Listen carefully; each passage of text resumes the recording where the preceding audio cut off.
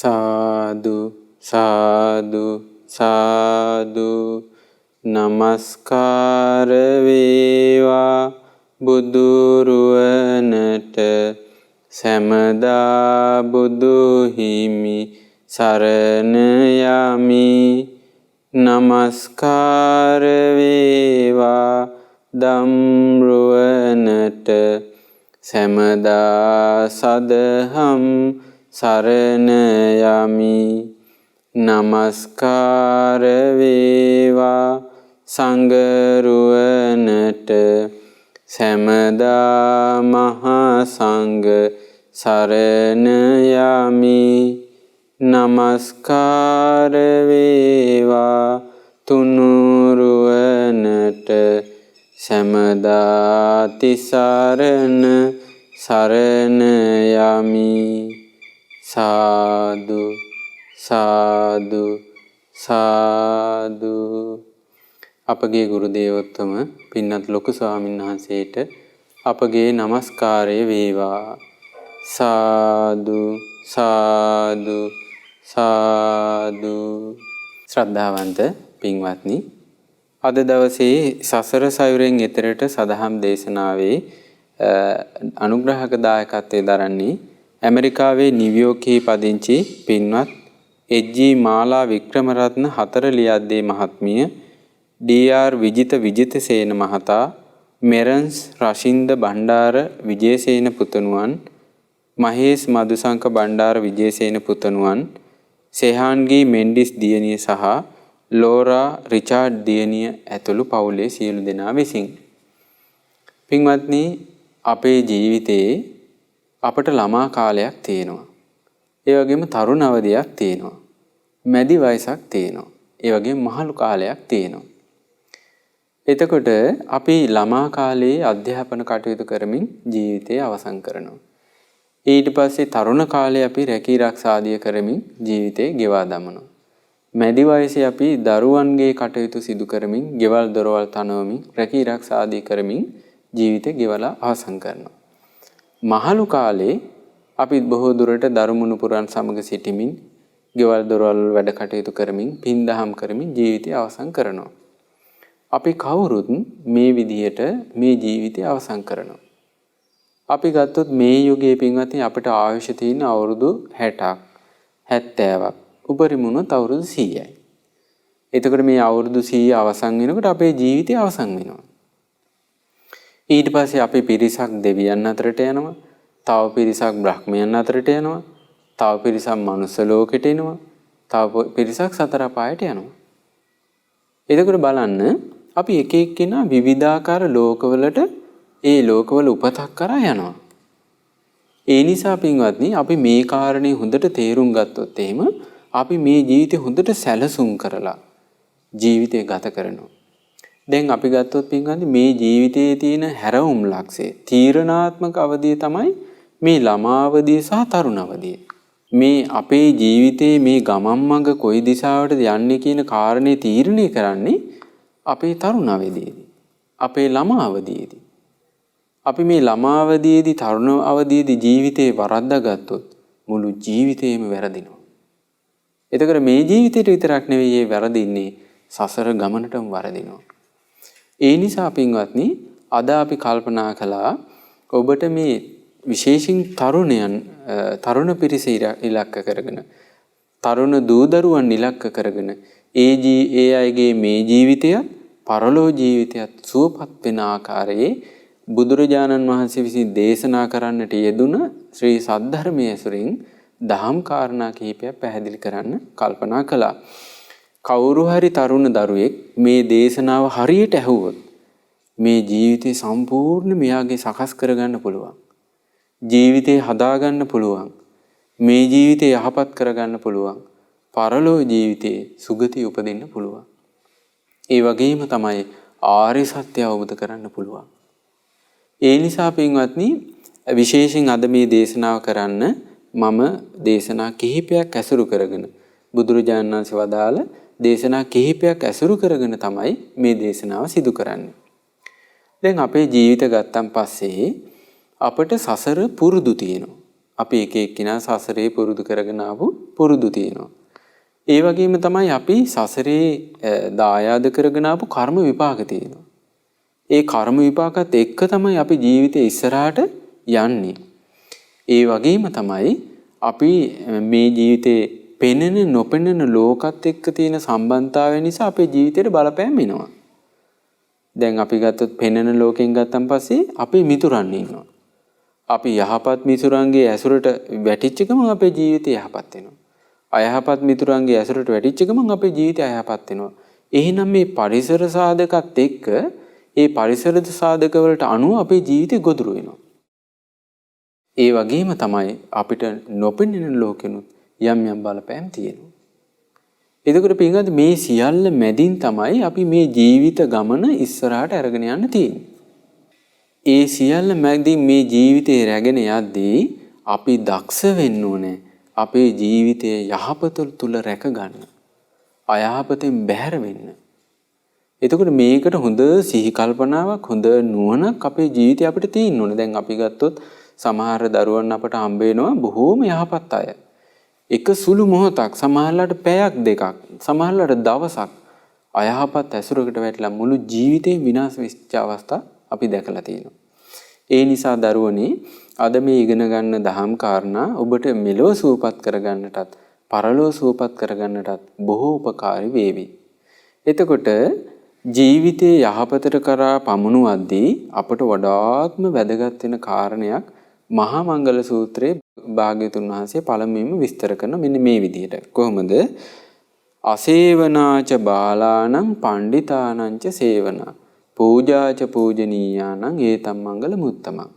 ඔන්න ජීවිතයේ යහපත කරා ගෙනියන කෙනෙක් පළවෙනියටම කරන්න ඕනේ බාලයන් ඇසුරු කරන්න එපා කියනවා. අසත්පුරුෂ මිනිසුන් පාපී යහළුවන් ඇසුරු කරන්න එපා කියනවා. මේ පාපී යහළුවන්ගේ ඇසුර කියන්නේ ලෝකේ තියෙන වඩාත්ම භයානක දේ. පාපී මිනිස්සෙක්ගේ ඇඟේ දැවටිලා හමායන සුළඟ පවා අතිශයින්ම භයානකයි. ඒ නිසා පාපී මිතුරන් තරුණ දරුවන් විසින් බැහැර කරන්න ඕනේ. පාපී මිතුරාගේ ස්වභාවයක් තියෙනවා. ඒක තමයි පවට ලැජ්ජාව බය නැහැ. පාපී මිතුරා සත්පුරුෂයන්ගේ ඇසුරට කැමති නැහැ. දැන් අපි ගත්තොත් එහෙම මේ පරාභව සූත්‍රයේ තියෙනවා මේ බාල පුජ්‍යලයා සුදනන්ගේ ඇසුරට කැමති නැහැ කියනවා. දුදනන්ගේ ඇසුර හරි ප්‍රියයි කියනවා. ඔන්න පාපී යාළුවා අඳුනගන්න. ඒ වගේම තමයි පාපී යාළුවා සීලයට කැමති නැහැ. ඊළඟට සසරට බය නැහැ.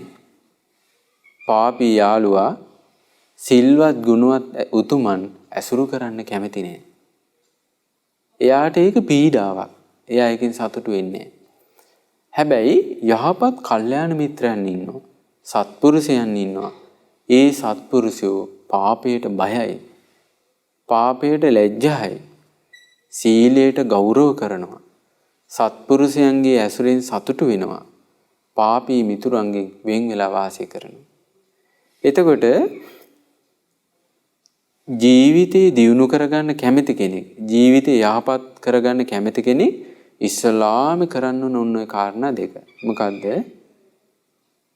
අසත්පුරුෂයන් ඇසුරු නොකර ඉන්න ඕනේ. සත්පුරුෂයන් ඇසුරු කරන්න ඕනේ.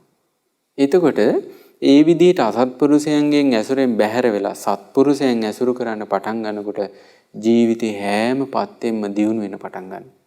ජීවිතේට යම් අනතුරු තියෙනවද? යම් බාධක තියෙනවද? දුක් කරදර තියෙනවද? මේ සියල්ල අභිබවා ජීවත් වෙන්න පුළුවන් සත්පුරුෂ ඇසුරත් එක්ක. ඒ නිසා ජීවිතේ හදාගන්න කැමති දරුවන් වුණ පළවෙනියටම කරන්න ඕනේ මොකද්ද? පාපී යහළුවන් බැහැර කරලා සත්පුරුෂ උතුමන් ඇසුරු කරන්න පටන් ගන්නවා. ඊළඟට බුදුරජාණන් වහන්සේ වදාරනවා බාහු සච්ඡංච සිප්පංච විනයෝච සුසික්ඛිතෝ සුභාසිතාච යාවාච ඒතම් මංගල මුත්තමං. මම විශේෂයෙන් මේ මහා මංගල සූත්‍රය උනත් මේ දරුවන්ට විශේෂයෙන් තරුණ දරුවන්ට බොහෝ උපකාර වෙන කාරණා තමයි ඉස්මතු කරලා කියන්නේ. එතකොට බාහු සංචංච ඔන්න ජීවිතේ හදාගන්න උපකාර වෙන බොහෝ දැන උගත්කම් ඇති බව. සමාජයේ පිළිබඳව රට පිළිබඳව හොඳට දැනුවත්කමක් තියෙනවනේ. ඊළඟට අපි ගත්තොත් එහෙම බුදුරජාණන් වහන්සේ වදාළ ධර්මයේ පිළිබඳව හොඳ දැනුමක් තියෙන්න ඕනේ. ආන්ගේ බහුශ්‍රృත භාවයත් අපේ ජීවිතය ආරක්ෂා කරනවා. අපේ ජීවිතයේ දියුණුවට පමුණුවාලවන. ඒ වගේම තමයි නොයෙකුත් ශිල්පදත් බව. හොඳට Tamanට වෘත්තීමේ හැකියාවන් දක්ෂතාවයන් Taman ඇති කරගන්න ඕනේ. දැන් බලන්න පින්වත්නි පහුගිය දවසක අපට හම්බුණා එක තරුණ දරුවෙක් අවුරුදු 20ක විතර. අපි මේ ඔයාගේ රැකියාව මොකද්ද? එතකොට ඒ දරුවා කියනවා ස්වාමීන් වහන්සේ මගේ රැකියාව තමයි මම මේ එක්තරා ආයතනයක මේ කුලියට මේ ගස්වල අතු කපනවා කියලා. එතකොට බලන්න අවුරුදු 21ක් වැනි බොහොම තරුණ වයසේදී එයා තෝරගෙන තියෙන රස්සාව. එතකොට දැන් හැබැයි එයා ජීවිතේ හොඳට නුවණින් කල්පනා කරලා ජීවිතේ හදාගත්තා නම් ඊට වඩා හොඳ රැකියාවකට එයා යන්න පුළුවන්. එතකොට දැන් ගොඩාක් වර්තමානයේ අපි දකින එක තමයි තරුණ දරුවන් මේ වෘත්තිමය හැකියාවන් දියුණු කරගන්නේ. දැන් අපේ මේ අධ්‍යාපනය ක්‍රමයේ සකස් වෙලා තියෙන දේත් අනුව මේ ඉගෙනගෙනම මේ ජීවිතේ දියුණු කරගන්න ඕන කියන අදහසක් තියෙනවා. නමුත් ඔබ දන්න බටහිර රටවල් වල එහෙම නැහැ. එක එක්කිනාගේ දක්ෂතාවයන්, හැකියාවන්, රුචිකත්වයන් අනුව ඒ කෙනාට යහපත් මාර්ගයන් තෝරගන්න පුළුවන්. එතකොට අපි පුළුවන් වුණොත් එහෙම අපේ දක්ෂතාවයන්, අපේ හැකියාවන් තේරුම් අරගෙන හොඳට වෘත්තීමේ හැකියාවන් දියුණු කරගන්න. ආන් එයාට එතකොට හොඳ යහපත් රැකියාවක් සිදු කරන්න පුළුවන්. එතකොට යහපත් රැකියාවක් කරනකොට යහපත් පුජ්‍යලයන් ඇසුරු කරන්න අවස්ථාව ලැබෙනවා. එතකොට Tamanට ආර්ථික වශයෙන් ගොඩාක් දුක් පීඩාවක් නැහැ.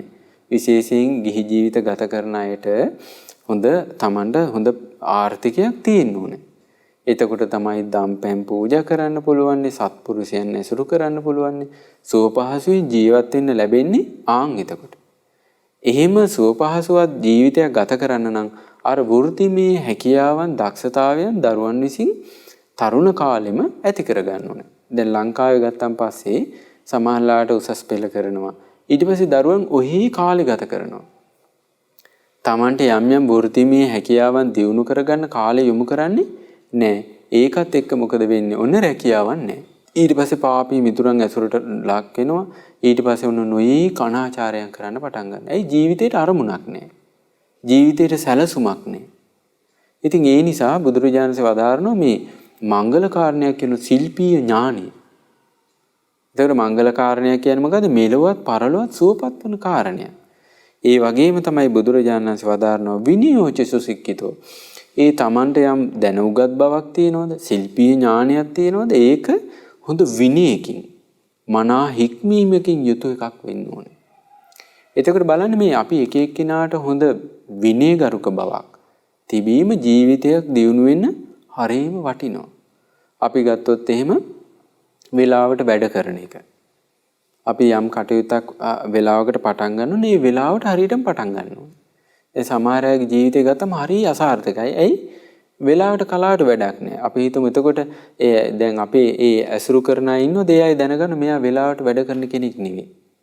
එතකොට අපි දැන් අපි හිතමු ව්‍යාපාරයක් වගේ කරනවා නම් ගනුදෙනු කරුවන්ගේ අප්‍රසාදයටපත් වෙනවා.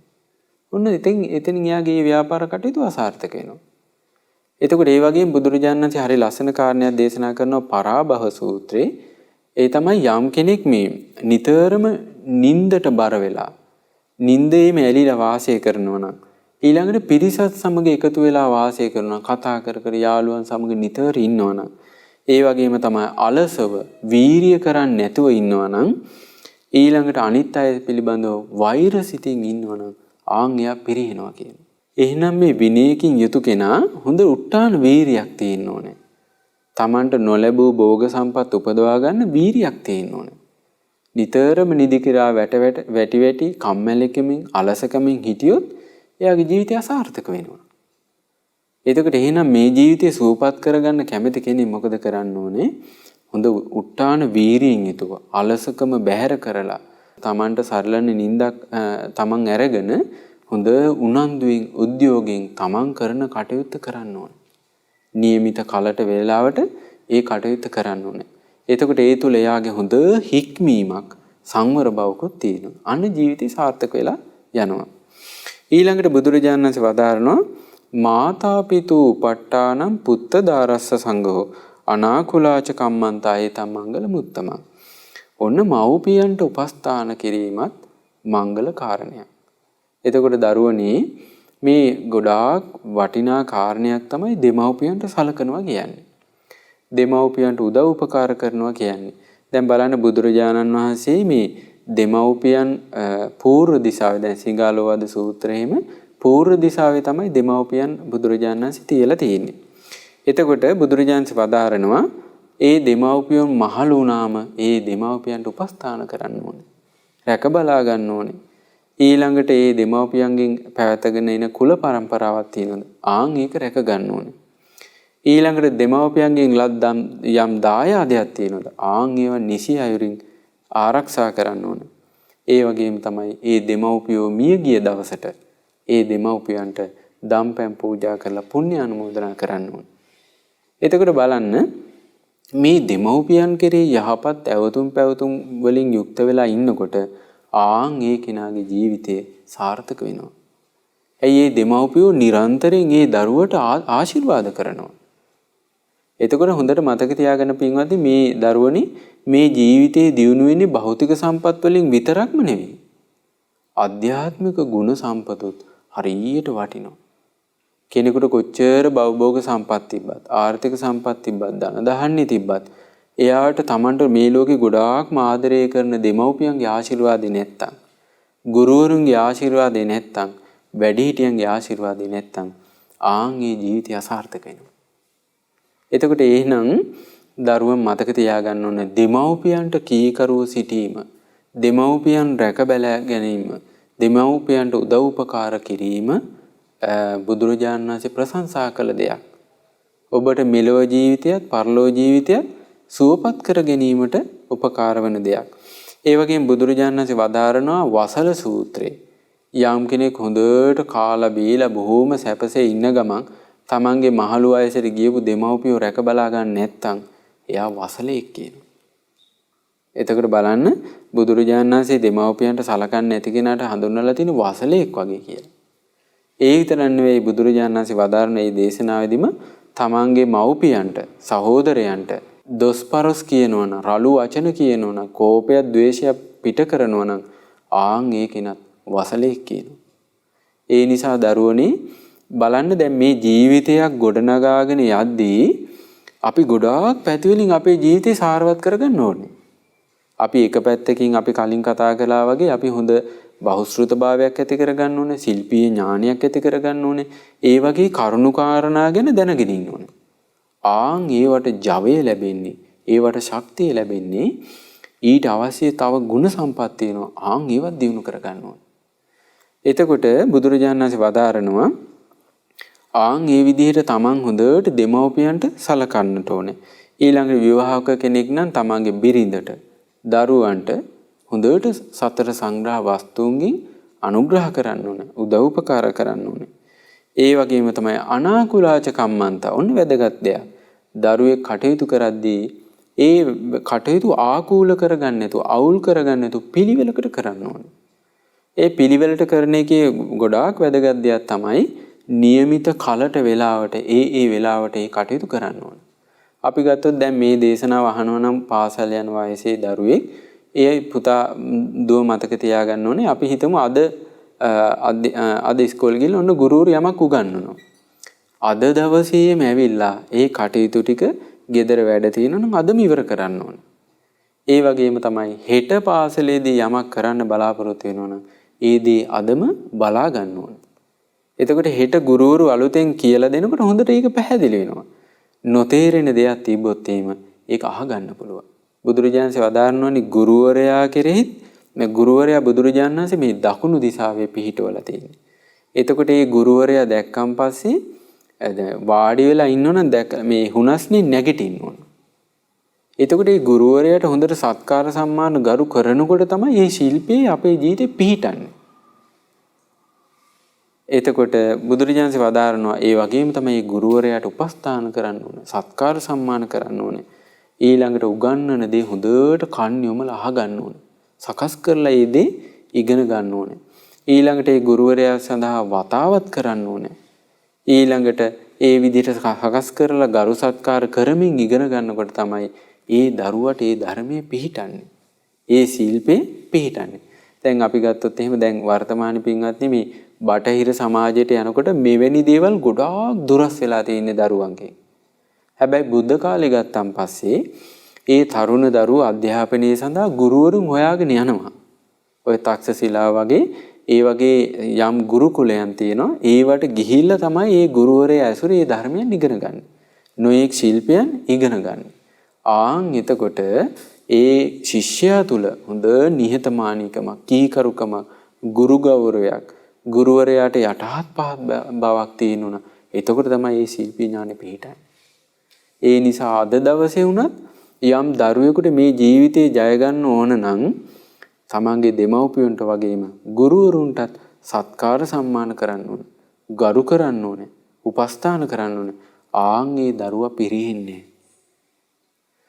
පිරිහිච්ච ජීවිතයක් ගත දැන් අපි ගත්තොත් සමහර ඉන්න දහස් ගණන් අද වෙනකොට තරුණ දරුවෝ ඉන්නවා මේ සිරගෙවල් වල. ඒ අයගේ ජීවිතය ගත්තාම මේ වගේ ගොඩාක් කියලාගේ අඩුපාඩු තිබිලා තියෙනවා. ඒ දුර්වලතා මැදින් අවසානයේ එයා වැරන් ගිහින් තියෙනවා. සියලු දෙනා නින්දා අපහාස කරන ඉතා දුක්ඛිත ජීවිතයක් කරා. හැබැයි මේ දේශනාව අහන දරුවෙකුට හිතුනොත් මම මේ ගුණවත්කම් හදා ගන්න ඕනේ. දෙමව්පියන්ට සලකන්න ඕනේ. ගුරුවරුන්ට ගරු කරන්න ඕනේ. ගුරුවරුන්ට ඇහුම්කන් දෙන්න ඕනේ. උපස්ථාන කරන්න ඕනේ. මේ වගේ ගුණ සම්පත් දියුණු කරගන්නවද ඒ දරුවා ඒකාන්තයෙන්ම දියුණු වෙනවා. බලන්න ඊළඟට බුදුරජාණන් වහන්සේ වදාරනවා දානංච ධම්මචර්යාච ඥාතකානංච සංඝෝ අනවජ්ජානි කම්මානි ඒතම් මංගල මුත්තමං.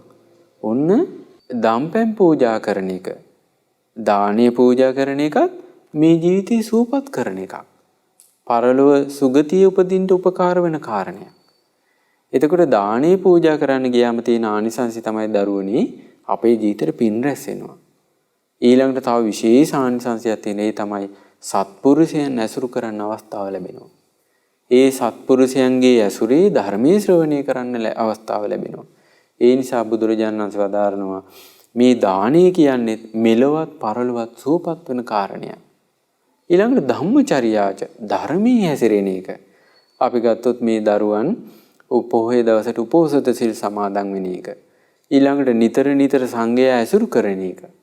ඒ විදිහට තමන්ගේ ජීවිතේ යහපතට පමුණවා ගන්නවා නම් එයාගේ ජීවිතේ සාර්ථකත්වයටපත් වෙනවා. ඒ වගේම ඥාතකානංච සංඝෝ තමන්ගේ ඥාතීන් ඉන්නවද මිතුරන් ඉන්නවද ඒ අයට සංග්‍රහ කරන්න ඕනේ. අර්ථයෙන් ධර්මයෙන් ඒ අයට උදව් උපකාර කරන්න ඕනේ. එතකොට ඒ අයගේ ජීවිතේ සාර්ථක වෙනවා. දැන් බුදුරජාණන් වහන්සේ වදාරනෝනේ සමහර දෙමව්පියන්ට මේ අවජාතක දරුවෝ ඉන්නවා කියනවා. අවජාතක දරුවා කියන්නේ කවුද? දෙමව්පිය හොඳ ගුණවත්කම් යහපත්කම් ඇතිව සද්ධා සීල සුත ත්‍යාග ප්‍රඥා ආදී ගුණවත්කම් ඇතිව තමයි වාසය කරන්නේ. ඒවා ඒ දරුවන්ට නැහැ කියනවා.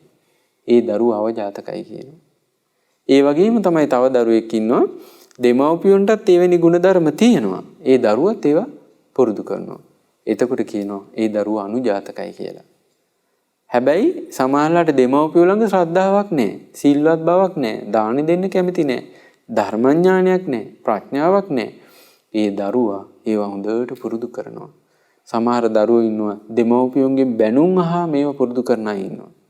බුදුරජාණන්සේ වදාරනවා ඒ දරුවා අතිජාතක දරුවෙක් කියලා. ඒ නිසා දරුවනේ පුරුදු වෙන්න අතිජාතක දරුවෙක් ඉන්න. ඒ තමයි තමන් හොඳට ගුණ ධර්ම දියුණු කරගන්න ඕනේ. ඒ ජීවිතේ පිරෙන්නේ. පින්වත්නි මේ දේශනාව කරන්න පාදක වෙන්න හේතුව අපි මෙවැනි දේශනාවක් කරන්න කල්පනා කළේ අපිට ගොඩාක් මේ වර්තමානයේ තරුණ දරුවන් පිළිබඳව ගොඩාක් දේවල් අහන්න දකින්න ලැබෙනවා. ගොඩාක් දරුවන් විශේෂයෙන් මද්ද්‍රව්‍ය භාවිතයට බැහැ වෙලා තියෙනවා.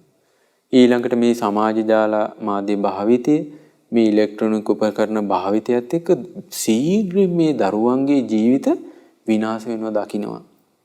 එතකොට මේ රටක ජීවනාලිය වෙන්නේ තරුණ දරුවන්, පුංචි දරුවන්. ඊළඟට මේ දරුවන්ගේ ජීවිතේ වටිනාම කාලය වෙන්නේ මේ තරුණ වයස.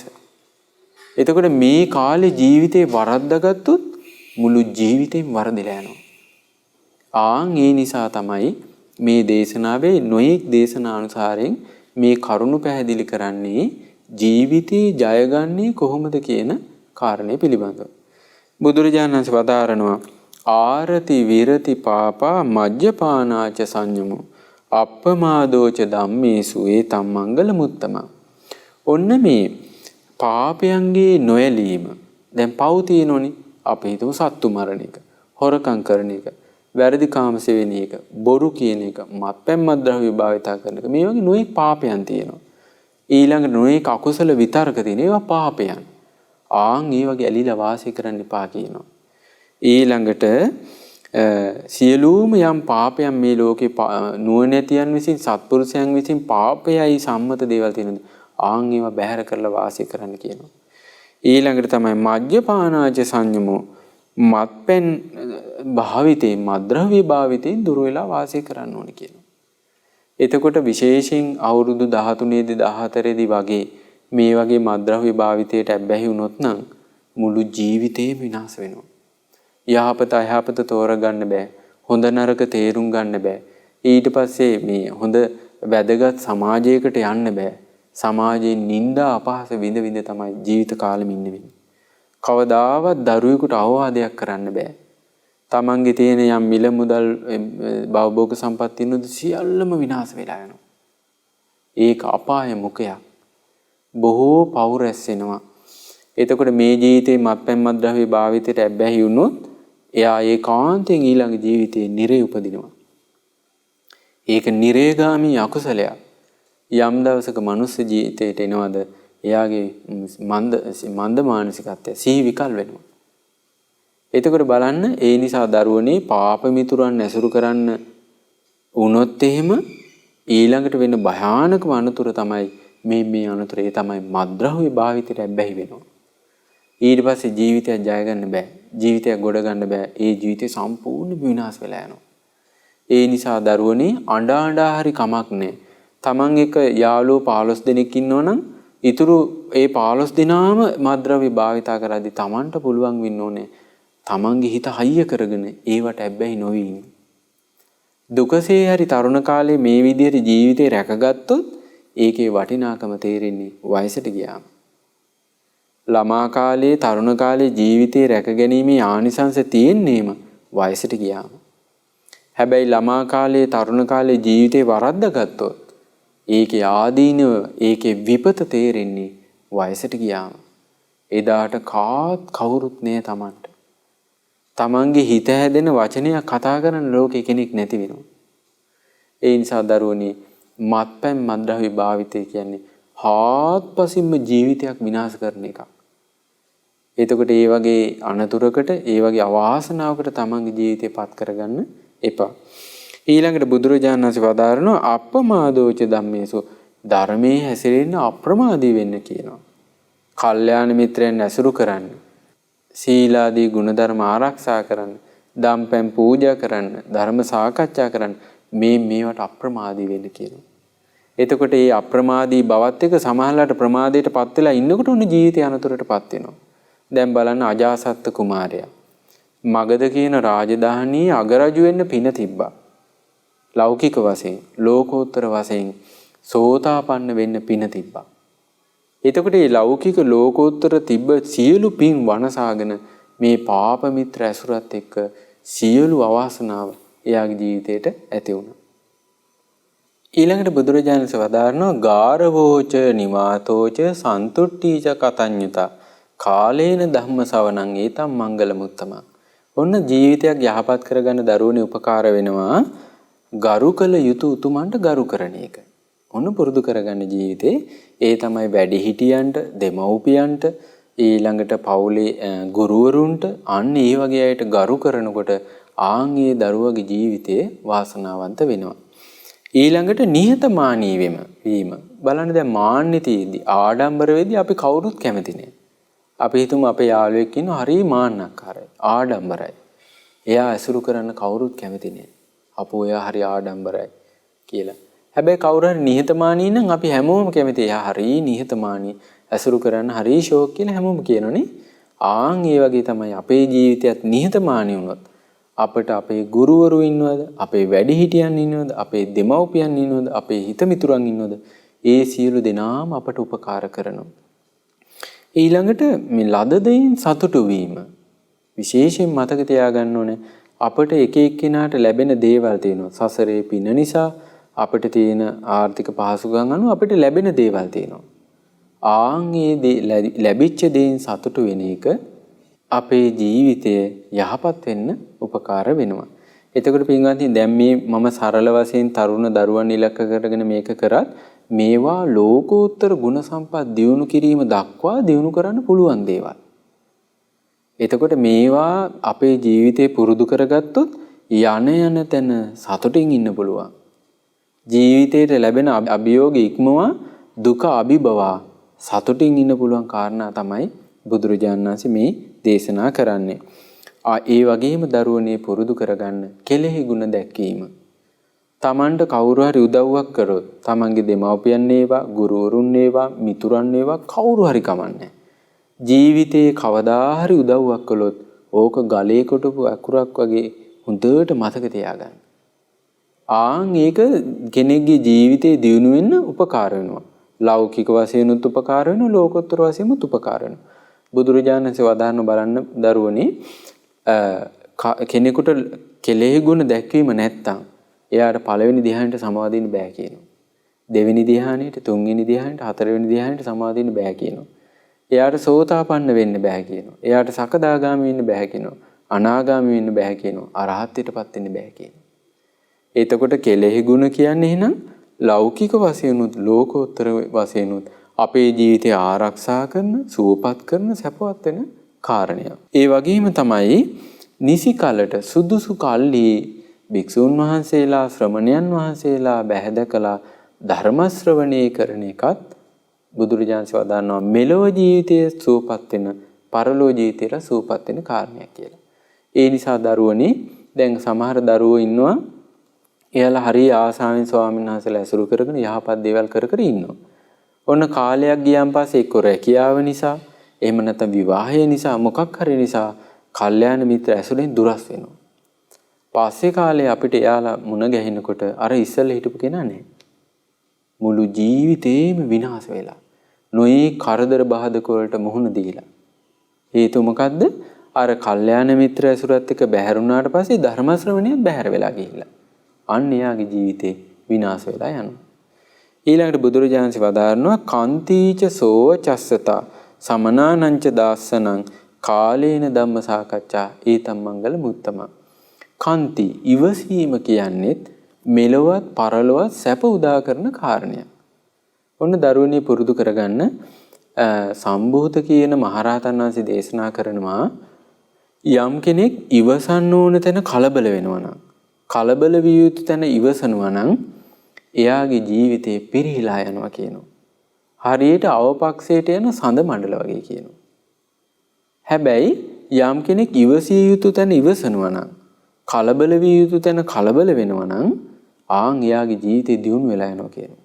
හරියට පුරපක්ෂයට යන හඳ වගේ කියනවා. එයාට බොහෝ මිතුරන් ලැබෙනවා කියනවා. එයාගේ ජීවිතේ හැම ඇතින්ම ආරක්ෂා වෙනවා. ඉවසන්න බැරි වුණොත් තරුණ කාලෙම සමහරලාට නතර වෙන්නේ හිරගෙවල් වල. සමහරලාට මරණයෙන් වෙන්න පුළුවන් ඒකට පන්ති ගෙවන්න වෙන්නේ. නේ අපිට කාලෙන් කාලට ඉවසන්න වෙන දේවල් තියෙනවා. බඩගින්න ඉවසන්න ඕනේ. පිපාසය ඉවසන්න ඕනේ. සීතල ඉවසන්න ඕනේ. රස්නේ ඉවසන්න ඕනේ. ඊළඟට කායික වේදනාවන් එනවා. ඉවසන්න ඕනේ. විශේෂයෙන් දරුවා මතක තියාගන්න ඕනේ. දරුණු කර්කස පරුස වචන ඇහෙන්න ලැබෙනවා. ඒ වෙලාවේ විශේෂයෙන් ඉවසන්න ඕනේ. දැන් ওই පහුගිය දවස්වලත් අපිට එක තරුණ දුවෙක් කතා කළා. එයා සම්බන්ධයෙන් අභූත චෝදනාවක්. ඔන්න එයා නොකල වරදකට දැන් චෝදනා ලැබලා. හරි පීඩාවෙන් කියන ස්වාමීනි මං එළි වෙනකල් ඇඬුවලු. ඇයි මේ තමන්ට ආපු නින්දාව තමන්ට දරා ගන්න බැරි වෙලා. දැන් ගොඩාක් ලංකාවේ තියෙනෝනේ තරුණ වයසේ දරුවෝ සීදි විනාසා ගන්නෝනේ. හරියට ඉන්නවා. ඒකට හේතුව තමයි ඒ නින්දාවක් අපහාසයක් එනකොට ඒක ඔරොත්තු දෙන්නේ නැහැ. ඒක දරා ගන්න බෑ. ඒ නිසා දරුවනේ අපි ඇති කරගන්න හොඳ ගුණවත්කමක් තමයි ඉවසීම කියන්නේ. ඉවසන කෙනාට ජීවිතයේ සියලු අභියෝග ජය ගන්න පුළුවන්. මොකද ඉවසන්න ඕනේ නින්දා අපහාස එනවනම් ඒක ටික කාලෙකින් නැති වෙලා යනවා.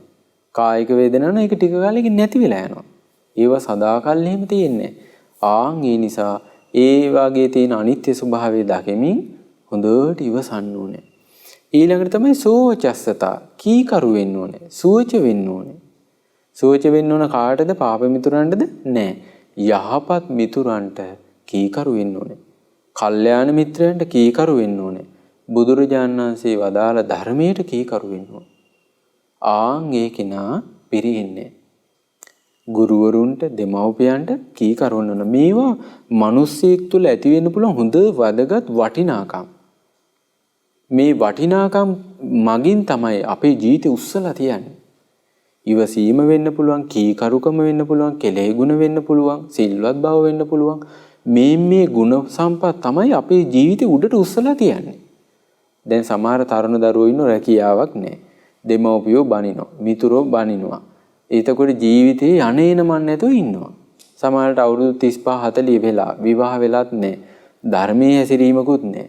ඇයි මේ වගේ ගුණ සම්පත් ඇති කරගන්න විදිහ අහලා නැහැ. ඒව ගැන දන්නේ, ඒවා ඇති කරගන්නේ. ඒ නිසා මේ ජීවිතේ මේ විදිහට විනාශ වෙලා ගියාසේම එයාගේ පරලෝ ජීවිතයත් විනාශය කරා යනවා. ඒ වගේම තමයි බුදුරජාණන් වහන්සේ සමනානංච දස්සනං. මේ ශ්‍රමණයන් වහන්සේලා දැකීම, බැහැ දැකීමත් හොඳ මංගල කාරණයක් කියනවා. මෙලොවත් පරලොවත් සුවපත් භාවය ඇති කරන කාරණයක්. එතකොට මේ ශ්‍රමණයන් දැකීම කියන්නේ බුදුරජාණන්සේ වදාරනවා ශ්‍රමණයන් වහන්සේලා දැකලා හිත පහදවා ගන්නවද? ඒ වෙලාවේ සුගතියේ ඉපදීම පිණිස අවශ්‍ය කර්ම ජීවිතේ සකස් වෙනවා කියන. එතකොට ඒ නිසා තරුණ වයසේ ඉඳන්ම දරුවන් භික්ෂුන් වහන්සේලා දැක්කම හිතේ සතුටක් ඇති වෙන්න ඕනේ. ප්‍රීතියක් හට ගන්න ඕනේ. ආන් ඒකත් නොපිරිහෙන කාරණයක්. ඒ වගේම තමයි කාලීන ධම්ම සාකච්ඡා. සුදුසු කල්හි ධර්මය කතා කරන්න ඕනේ. Tamanට ජීවිතේ නොයේ අභියෝග එද්දි ගිහිලා අහන්න ඕනේ ස්වාමීනි භාග්‍යතුන් වහන්සේ මෙවැනි අභියෝගයක් කොහොමද ජය ගන්න විදිහ දේශනා කළේ? ස්වාමීනි කුසලයේ කියන්නේ මොකද්ද? අකුසලයේ කියන්නේ මොකද්ද? ස්වාමීනි පුරුදු කළ යුත්තේ කුමක්ද? පුරුදු කරගන්න හොඳ නැත්තේ මොකද්ද? ඇසුරු කළ යුත්තේ කවුද? ඇසුරු නොකළ යුත්තේ කවුද? මේ විදිහට කාලෙන් කාලට ගිහිලා ස්වාමීන් වහන්සේලා ඇසුරු කරමින් ධර්මයේ කතා කරන්න ඕනේ. ආන් ඒ දරුවා පිරිහෙන්නේ. ඔන්න ජීවිතේ දියුණු කරගන්න පුළුවන්. බලන්න පින්වත්නි මේ මහා කප්පින කියන මහරහතන් වහන්සේ උන්වහන්සේගේ තේර ගාතාවේ හරි ලස්සන ගාතාවක් කියනවා. ඒ තමයි තමාගේ අනාගතය ගැන හිතලා. ඒ තමයි තමන්ගේ අනාගතය ගැන හිතලා හොඳ නරක තෝරා බේරාගෙන කලින්ම ඒ ගැන නුවණින් දැනගෙන කටයුතු කළොත් එහෙම එයාගේ සිදුරක් සතුරු මිතුරු කාටවත් දැක ගන්න බැරි වෙනවා කියනවා. එතකොට එහෙනම් කල් තියාම අපි දැනගන්න ඕන අපේ තියෙන අඩුපාඩු මොනවද? අපේ තියෙන දුර්වලතාවයන් මොනවද? අපේ තුල තියෙන වංක ගති මොනවද? ඒ වගේම අපේ තුල තියෙන දක්ෂතාවයන් මොනවද? අපේ ළඟ තියෙන ගුණවත්කම් මොනවද? අපේ තුල තියෙන හැකියාවන් මොනවද කියලා තමන්ම කල් තියා නුවණින් විමසලා දැනගන්න ඕනේ. එතකොට තමයි අපිට පුළුවන් වෙන්නේ සත්පුරුෂයන්ගේ ඇසුරේ අපේ තියෙන දුර්වලතා ඉගෙනගෙන ඒව බැහැර කරන්න පුළුවන් වෙන්නේ. සමහර දුර්වලතා තියෙන කල්ප ගණන් සසරේ ආපු දුර්වලතා. හැබැයි බුදුරජාණන් වහන්සේ වදාළ ධර්මයේ තියෙනින්ද මේ ජීවිතේ අපිට මේවා දුරු කරන්න පුළුවන්. ඒ වගේම අපේ සැඟවිච්ච යම් දක්ෂතාවයන්, කුසලතාවයන්, හැකියාවන් තියෙනවා. බුදුරජාණන් වහන්සේගේ ධර්මයේ තුලින් ආන් ඒවා දියුණු කරලා ගන්න පුළුවන්. ආන් ඒකට හොඳ නුවණින් විමසීමක්, යෝනිසෝ මනසිකාරයක්, සිහි කල්පනාවෙන් වාසය කිරීමක් අපේ ජීවිතේට අවශ්‍ය වෙනවා. ආන් එතකොටත් මේ ජීවිතේ සාර්ථකත්වය කරා යනවා. ඊළඟට මේ පින්වතුන් මම අද කියලා දෙන්න තවත් ජීවිතේ සාර්ථක කරගන්න උපකාර වන ඉතා වටිනා කාරණයක්. ඒ තමයි මුදිතාව ඇති කරගන්න. මුදිතාව කියන්නේ කෙනෙක්ගේ යහපත, සැපත, සතුට දැකලා සතුට වෙන හිතක් ඇති කර ගැනීම. ලෝකේ සාමාන්‍යයෙන් වෙන්නේ අනිත් අයගේ දියුණුව, යහපත දැක්කම අපේ හිතට ඉරිසියාව වෙනවා. අපේ හිතට අපහසුතාවයක් එනවා. අපේ හිතට දුකක් එනවා. අපේ මිතුරන් වෙන්න පුළුවන්, අපේ යාළුවන් වෙන්න පුළුවන්, අපේ අසල්වැසියන් වෙන්න පුළුවන්, ඥාතීන් වෙන්න පුළුවන්. අපි සමහරලාට ඒ අයගේ දියුණුවට කැමති නැහැ. නමුත් දරුවනි, ඔබ දියුණු වෙන්න කැමති නම් ඔබ විශේෂයෙන්ම කරන්න ඕන එකක් තමයි ඒ තමයි අනිත් අයගේ යහපත දැකලා සතුටු වෙන සිතක් ඇති කරගන්න. එතකොට ඒක හරි පුදුම ලෝකයේ දෙයක් පින්වත්නි. බුදුරජාණන් වහන්සේ වදාරනවා යම් කෙනෙක් අනිත් අයගේ ජයග්‍රහණය පතනවාද තමා කරා ජය ලැබෙනවා කියලා.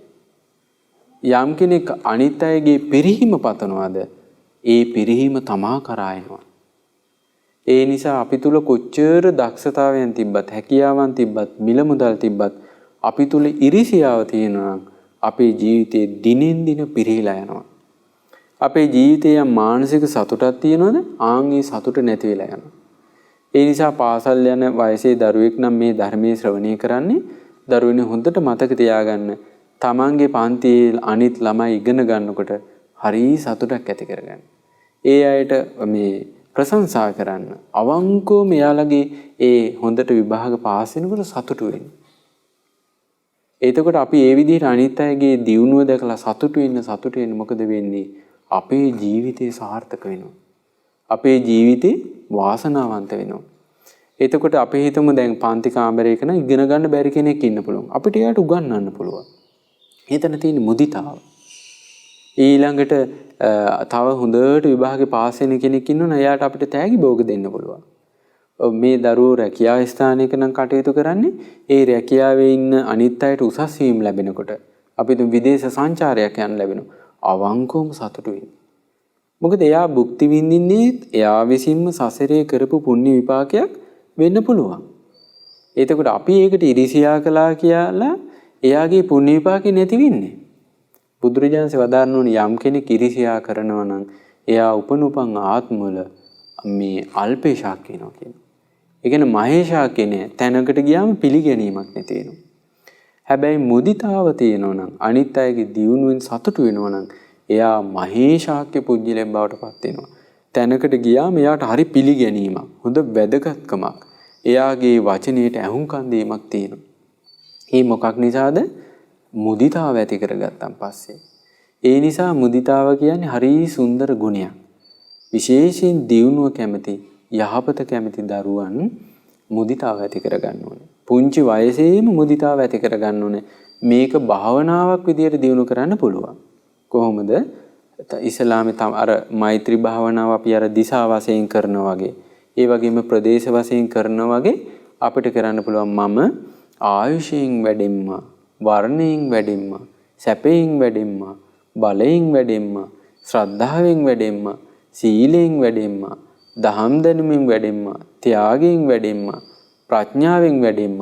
මේ විදිහට අනිත් අයගේ හුත්තට දියුණුව ඉසල තමන්ගේ දියුණුව පතලා ඒ තමන්ගේ හිතේ ඇතිවෙච්ච මුදිතා සහගත සිතින් දිශා වශයෙන් වෙන්න පුළුවන්, ප්‍රදේශ වශයෙන් වෙන්න පුළුවන්, සියලු දෙනාම දියුණු වෙත්වා කියලා හිතනවා.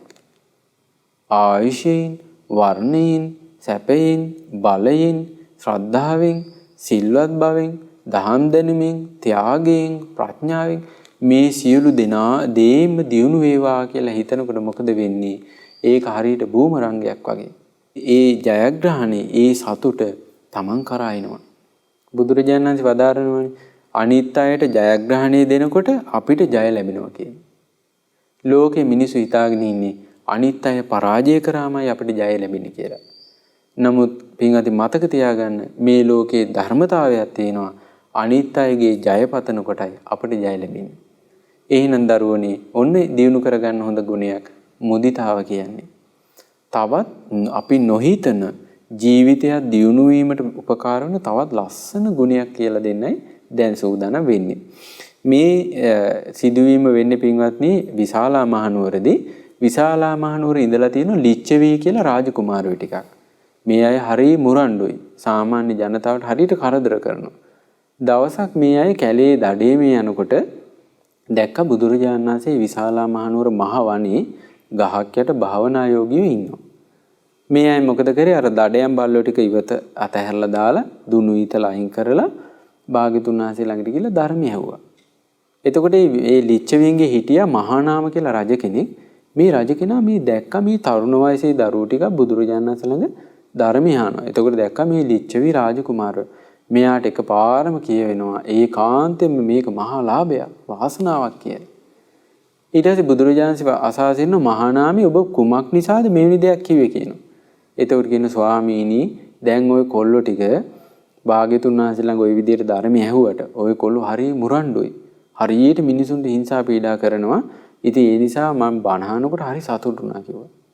ආන් ඒ වෙලාවේ අනාවරණ ප්‍රඥා ඇති විස්මිත ඥානයක් ඇති අපගේ ශාස්ත්‍රඥ වහන්සේ අපි කිසිවකු නොහිතන ලෝකයේ තිබෙන ධර්මතාවයක් ලෝකයට හෙළිපෙළි කරනවා. බුදුරජාණන් වහන්සේ වදාරනවා ඔන්න කුල පුත්‍රයෙක් ඉන්නවා කියනවා. මේ කුල පුත්‍රයා මොකද කරන්නේ? නැගී සිටි වීරියෙන් යුතුව අත්පා වෙහෙසීමෙන් යුතුව දහඩිය වැගිරීමෙන් යුතුව ධාර්මිකව භවභෝග සම්පත් උපයාසපයා ගන්නවා. ඊට පස්සේ මොකද කරන්නේ? ඒ සම්පත් වලින් තමන්ගේ දෙමව්පියන්ට සත්කාර සම්මාන කරනවා. පුද පූජාවන් කරනවා. බුහුමන් දක්වනවා. එතකොට මේ දරුවන්ගෙන් සත්කාර ලබන මේ දෙමව්පියෝ මොකද කරන්නේ? ඒ දරුවට කල්යාණ මනසින් යහපත් සිතින් යුතුව ආශිර්වාද කරනවා. ඔබ බොහෝ කල් ජීවත් වේවා, දීර්ඝායුෂයෙන් පාලනය කෙරේවා කියලා ආශිර්වාද කරනවා කියනවා. ඔන්න මෙතන වැදගත් කාරණා ටිකක් තිබ්බ. මේ ගිහි ජීවිත ගත කරන අය කොහොමද භවභෝග සම්පත් උපයා ගන්න ඕන කියන කාරණේ බුදුරජාණන් වහන්සේ පැහැදිලි කරලා තියෙනවා. කොහොමද? නැගී සිටි වීරියෙන් යුතුව, අත්පා වෙහෙසීමෙන් යුතුව, දහඩිය වැගිරීමෙන් යුතුව ධාර්මිකව උපයාසපයාගත් භෝග සම්පත් වලින් මේ කාරණේ මතක තියාගන්න දරුවනි. කවදාවත් හොරකමකට අහු වෙන්න එපා. වංචාවකට අහු වෙන්න එපා. දැන් වර්තමානයේ සමහර අයගේ අදහසක් තියෙනවා අද කාලේ බොරුවක් කියන්නේ නැතුව ජීවත් වෙන්න බෑ. වංචාවක් කරන්නේ නැතුව ජීවත් වෙන්න බෑ කියලා. ඒ සමහරලාට ඔබ රැකියා ස්ථානේ වෙන්න පුළුවන්. ඔබ ඉන්න තැන වෙන්න පුළුවන්. ඔබට වැරදි විදිහට මිත්‍යාවෙන් ලැබෙන ආදායමක් ලැබෙන්න පුළුවන්.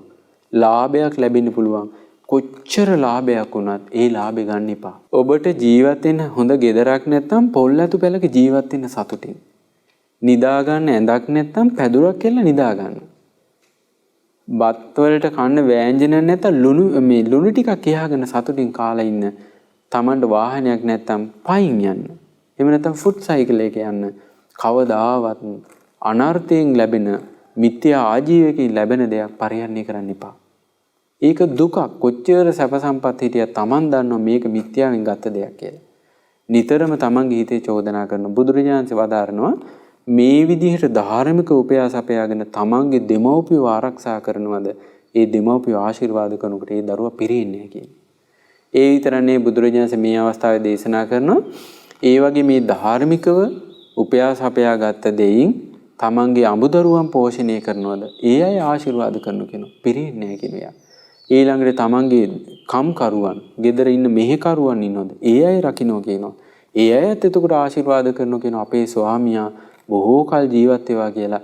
එතකොට එයා පිරෙන්නේ නැහැ කියනවා.